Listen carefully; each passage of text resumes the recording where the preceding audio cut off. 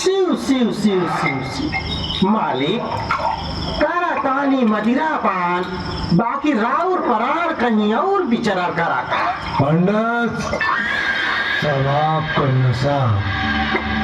मिजाज ऐसा मस्त दलबा पंडित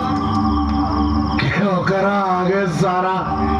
शराब पानी लागता रे वो मस्तानी के हम अपन रानी बनाए शिव शिव शिव शिव ऊपरी की का नाम बा मालिक जो राउर के दिल पे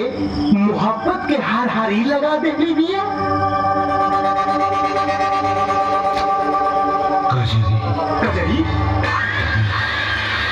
कजरी से हम ब्याह करें। वाह मालिक वाह राउर दिल दरिया और दिमाग समंदर बा अरे हुआ भागन से बियाह करे की कौनी जरूरत नहीं के बस ओकरे मामा के एक बोतल दारू दिखा दी उ कजरी के रात भर के लिए राउर पजरी में सुता दी या करे के खाती पत्नी बनावट है पंडित रखाल ना सारा जमाना उल्टी लेकिन भगवान सिंह के जवान ना पलटी जाके बोल दे ओकरे मामा से मालिक एगो समस्या बा कैसन समस्या कजरी मांगलिक बिया पंडित जला ये कौन समस्या बा और पेड़ पौधा भेड़ बकरी से बियाह करा दे शिव शिव शिव शिव कौन समस्या बा मांगलिक चरम दशा पे बिया ओकर बिया पेड़ पौधा बकरी से ना कोनो आदमी से हुई पंडित अरे महाराज बात पूरा हो से पहले खंडित कर देता नहीं और चला लगा तनी गोली बंदूक अरे राहुल मर्जी से अगर होकर शादी चाहे जौने लड़का से करा दिया जाए और 21 दिन ले कजरी के साथे रहे तो मंगली के सारा प्रकोप ओकरा ऊपर हो जाई और रउआ मजे से शादी करके राजभोग सुख भोगी बाकी एगो समस्या बा मालिक के ऐसा लड़का मिली कहा जौन काली जैसन कजरी के 21 दिन में फूल न बना दे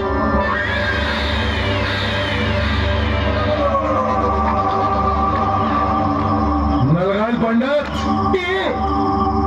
सूरज अरे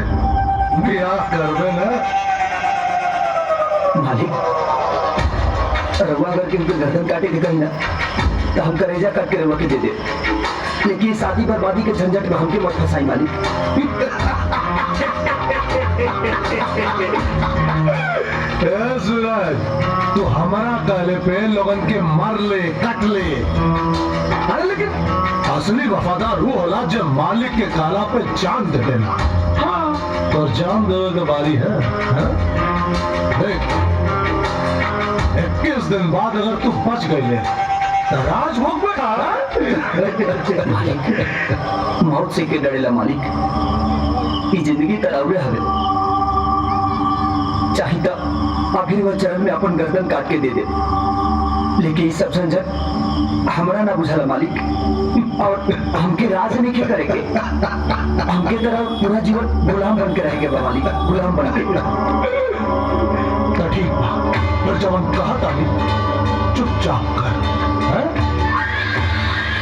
और अपन गुलामी का फर्ज निभा पंडित जी मालिक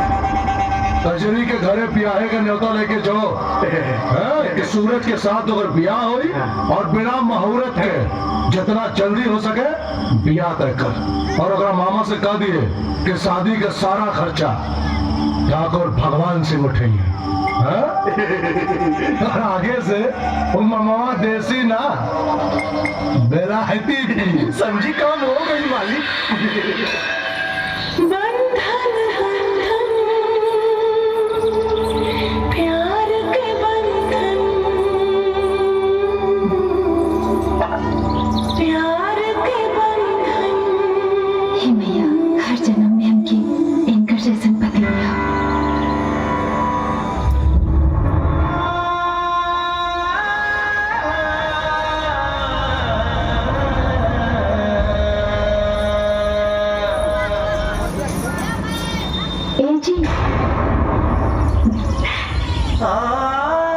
सोचो बानी जी,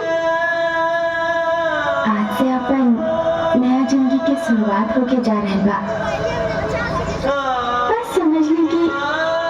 आज हमने के असली शादी होके जा रही बा।